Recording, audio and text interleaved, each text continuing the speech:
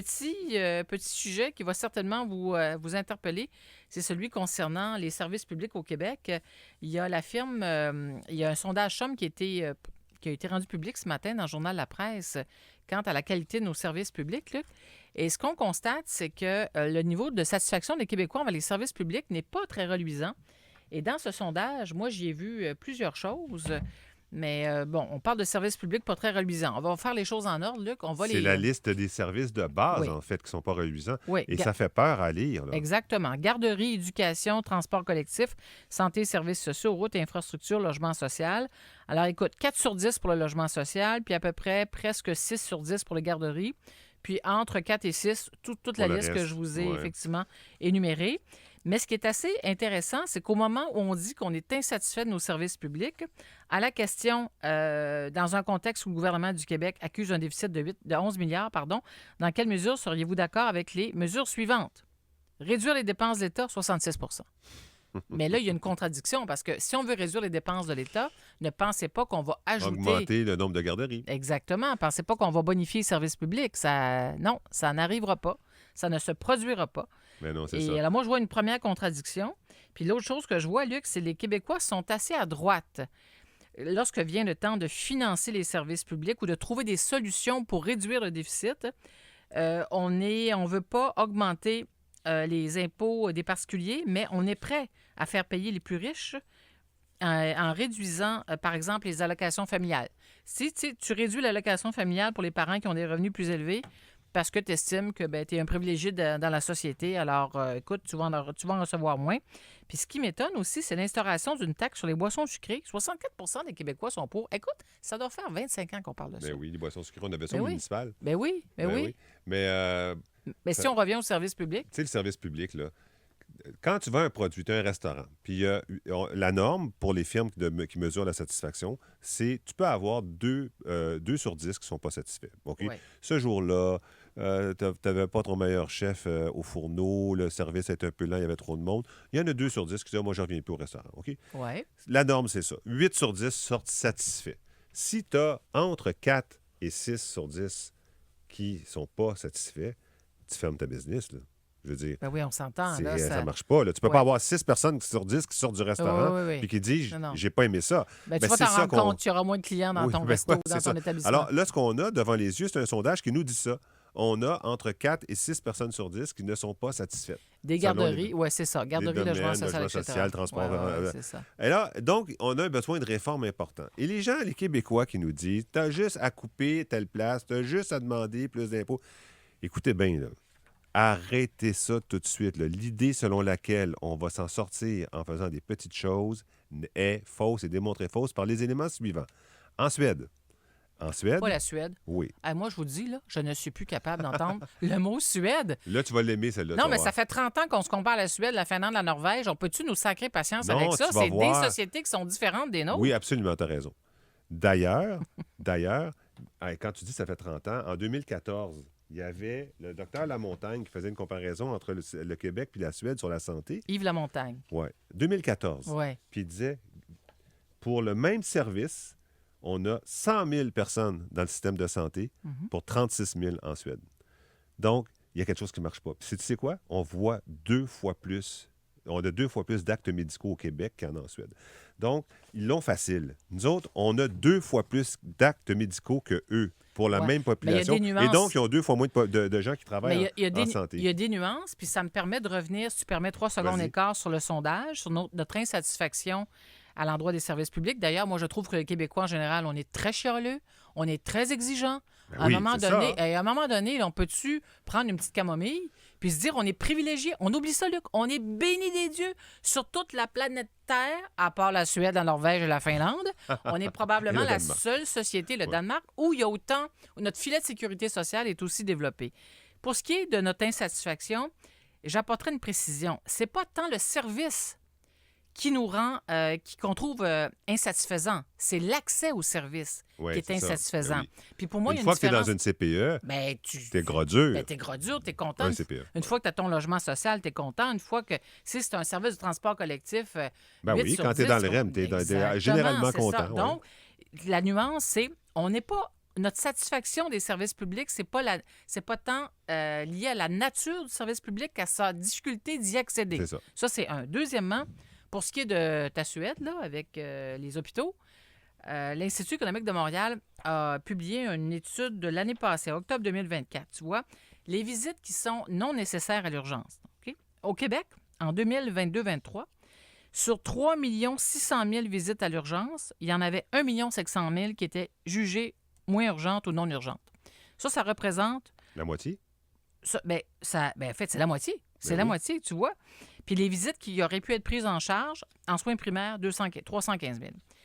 Et en termes, en cash, là, ce que ça veut dire, c'est 47 millions, 47,3 millions. Toutes ces visites inutiles à l'urgence. Mais moi, ce que j'ai envie de te dire, Luc, là-dessus, si justement notre service primaire dans le système de santé était plus performant, bien, on ne serait pas confronté à ce genre d'ineptie. Et l'autre affaire, c'est que il y a aussi les gens qui vont à l'hôpital, qui demandent des examens pour un tout puis pour un rien. Là, je t'entendais ce matin discuter avec notre collègue Elisabeth Crête. Puis, non, mais c'est vrai, c'est vrai. On parlait de personnes qu'on connaît. Oui. Et on disait à eux deux, deux personnes âgées, ben, ils sont responsables de 50 du déficit de la province. Parce que quand ils vont voir un médecin, c'est pour avoir un rendez-vous avec un spécialiste. C'est pas pour se faire dire, non, madame, vous n'avez pas de problème, c'est pas si grave, là. Massez-vous, là. Non, tout le temps, je veux un rendez-vous avec un spécialiste. Si le médecin, il donne pas, elle va en avoir un autre. Ah oui. Puis un autre. Ça, c'est des personnes qu'on connaît puis qu'on aime, là. Elle va en avoir un autre, puis un autre, puis un autre, puis un autre. Mais là. pourquoi? Alors, j'ai une Mais conclusion. parce que c'est gratuit. Ben oui, ça, c'est un point. Mais c'est gratuit. C'est-à-dire qu'on paie avec nos taxes et nos impôts, on s'entend. En Suède, Nathalie, c'est 35 le ticket modérateur. OK. Bon, ben alors, OK. Là, on arrive à ça. Ticket modérateur. OK, on met ça sur la table 3 secondes et quart. Je pense qu'on a trop d'hypochondriaques et de gens trop sensibles au Québec. Non, mais c'est vrai. Parce qu'honnêtement, les médecins, en ce temps-là, ce qu'ils font, OK, on va vous prescrire une échographie. Ah oui, OK.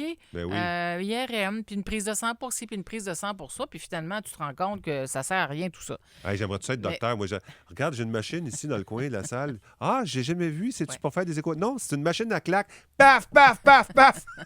Non, mais Luc, tu vois, la façon dont la rémunération est constituée des médecins, tu as intérêt, tu comprends-tu? C'est ça. Mais c'est pour ça que je t'évoquais la Suède tantôt, parce que je te Mais en dis, même temps, premièrement, je veux juste apporter une nuance. Je ne veux pas dire que les médecins ne sont pas des professionnels de la santé. Ils sont des professionnels de la santé, ils font très bien leur travail, mais on se dit... Ah non, ben, ils n'ont pas le choix. Une fois que tu as la personne devant toi, là, non, mais c'est ça. il faut que tu ailles au bout. Là. Oui, non, mais je tiens à préciser ma pensée. Je ne veux pas insulter personne. Non, on a d'excellents professionnels. Mais ce que je te dis, regarde, le pays qui dépense autant que nous en la part du PIB qui est distribué, qui est dépensé par l'État, c'est le même à peu près en Suède puis au Québec, à peu près, 3 de différence. Ben là-bas, ils ont un ticket modérateur. OK. Ils ont un Alors, tu es pour le ticket. OK, on va... Première chose. La deuxième chose, sais-tu quoi? Oui. Ils ont un mécanisme anti-déficit un peu différent du nôtre. Nous autres, on avait un mécanisme qui ne te donne pas le droit de faire des déficits. Oui, on a une loi. Là, Simonac, on l'a fait quand même, le déficit. Mm-hmm. Eux, ils ont un mécanisme qui bloque les dépenses de l'État si jamais tu n'es pas en surplus à la fin de l'année fiscale. Donc, s'ils voient que tu t'en vas vers un déficit, les dépenses de l'État sont bloquées pendant l'année courante. Ils ont un système informatique pour gérer ça, tu crois? Oui. Ça s'appelle SA-Click. Donc, il y a un système qui dit, entre autres choses, on réduit les pensions de vieillesse pendant l'année courante, pas dans 5 ans, pendant l'année courante. Fait que on dit comme la Suède, oh mon Dieu, la Suède sont à gauche, sont bien plus à droite que nous. Bien, absolument. Oui, absolument. Et ce que tu décris, ce serait totalement... inacceptable ici. Inacceptable. Parce que nous, ce qu'on fait au Québec, les règles du Conseil du Trésor font en sorte que, mettons, un ministère a un budget d'1 milliard de dollars. S'il lui reste un mois avant la fin de l'année financière qui arrive le 31 mars, mettons qu'il lui reste 200 millions, il ne va pas dire « Hey, écoutez, on vous redonne le 200 millions, on a bien fait notre travail. » Non, il va se dépêcher à dépenser le 200 millions. C'est ça. Non, mais en dépenses inutiles, c'est épouvantable. Ça, c'est un gaspillage éhonté de fonds publics, là. Imaginez, ça dure depuis toujours, cette règle-là. Mais sur le ticket modérateur, Luc, il y a un auditeur qui écrit « C'est impossible selon la loi canadienne sur la santé. » Parce que la loi canadienne sur la santé vise des objectifs d'universalité et d'accessibilité, mais d'universalité en particulier. Alors, tu sais, j'écoute... Ouais. Mais quand tu regardes un peu, là, en règle générale, on est-tu des chialeux? Là? On est-tu des chialeux? Là? Moi, je pense, à l'expérience, à la longue, je pense que oui, on est des chialeux. Je pense, par exemple, un domaine que je vois souvent, le déneigement. Là. Oui. On a le meilleur déneigement au monde. Là. C'est pas compliqué. Ben, il faut faire les choses. C'est compliqué ici, le déneigement, dans le sens. Oui. Je dis pas ça péjorativement. On a des défis, mettons. On a des de défis, grands mais défis qu'il n'y a pas ailleurs. tu compares avec Toronto ou New York. Là, Oui. c'est vraiment comme... C'est incroyable. Toronto, ils font pas les trottoirs. C'est les citoyens qui font les trottoirs, puis ils font pas non plus. Fait que on a un déneigement extraordinaire. On a entendu parler. Ah, ça va être assez vite. Ah, dans mon coin, ils sont pas passés. Ah, si, ah, ça. Hey, mais voyagez un petit peu, là. Voyagez. Là, on parle de la Suède tout le temps comme un pays qui dépense sans compter. On se rend compte qu'ils dépensent moins que nous. Ils dépensent moins que nous, beaucoup moins que nous, puis ils ont des mécanismes sévères pour contrôler leurs dépenses. Puis nous autres, c'est tout le temps, oui, mais il manque des places en garderie. Oui, mais il manque des places en CHSLD.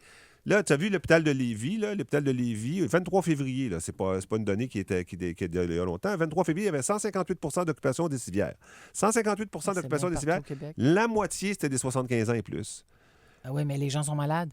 Oui, à cause ça par rapport. on a beaucoup de personnes âgées qui oui. sont dirigées vers les urgences. Oui, Moi, je les traiterais oui. en CHSLD. Oui, mais non, elles ne sont pas toutes, en CHSLD. Ouais. Deuxièmement, il n'y a pas toujours leurs conditions en CHSLD. Mettons que si, écoute, une personne âgée en CHSLD se retrouve à l'urgence parce que son cas ne peut pas être traité en CHSLD. Moi, je rêve un peu avec l'eau bénite. L'eau bénite, avant, ça guérissait bien des affaires. Puis aujourd'hui, ça guérit plus rien. Non, mais sérieusement, là, il faut qu'on trouve des moyens. Là. Ben, je dis sais, pas Luc, je dis pas qu'il faut les mettre dehors au grand froid. Ben là. non, mais voyons. tu sais, comme un package. Tu as le package gastro. Ben non, comment t'as le package gastro? Moi, là, j'aurais eu besoin du package douleur. Mon frère m'a apporté le package douleur au dos, OK? Oui. J'avais mal au dos, pas capable, j'ai pas le temps, même pas, écoute, je marchais à quatre pattes dans la maison, pas capable de sortir pour aller voir un hôpital, rien, là. Oui. Il dit, attends, j'arrive. Oui. Il arrive avec le package. Mm-hmm. Le package antidouleur, anti-inflammatoire, relaxant musculaire. Oui, mais la vie, Luc... Claude, tu prends ça, merci, bonsoir. OK, oui, je suis d'accord avec toi, mais il y a des cas qui sont plus graves que des maux de sais, dos. mais enlevons celui-là, Oui, absolument. Mais c'est pour ça que les pharmaciens vont faire davantage de travail. Tu comprends? Le package va vite, là. Le package va vite. Tu as pogné le va vite parce que... le package va vite. Ben, on a le truc qu'on appelle, là, c'est quoi pour 8 à 1? Non, il y a plein de choses qui ont été mises en place. Mais bon, est-ce qu'on est chialeux? Est-ce qu'on est trop exigeant? Le ticket modérateur, moi, c'est un mirage, cette affaire-là. Là. Écoute, ça fait encore une fois 30 ans qu'on en parle, puis ça ne se fera jamais. Mais clairement, il faut améliorer les choses. Mais bon, voilà. On va aller à la pause? Parce qu'on a comme parlé de tout puis de rien. Oui, on ne s'est pas tellement concentré. Désolé aux auditeurs. Là. Non, mais ça, c'est toi, Luc Ferrandez. Là, c'est vrai. Oui, c'est toi. Non, mais c'est correct parce que les Québécois écorchent les services publics. Ben, c'est l'article de la presse publié ce matin. Je me suis permis d'illustrer différents éléments sans cohérence. Moi, ce que j'ai dit, non, il y avait de la cohérence, mais tu es un peu éparpillé, mais au-delà de ça, on écorche les services publics parce qu'on a un problème d'accessibilité. Et puis on est pourri gâté, puis on a tendance à ne pas apprécier ce qu'on a. Et moi, je trouve il faut juste se le rappeler, à quel point on est privilégié. Bon point.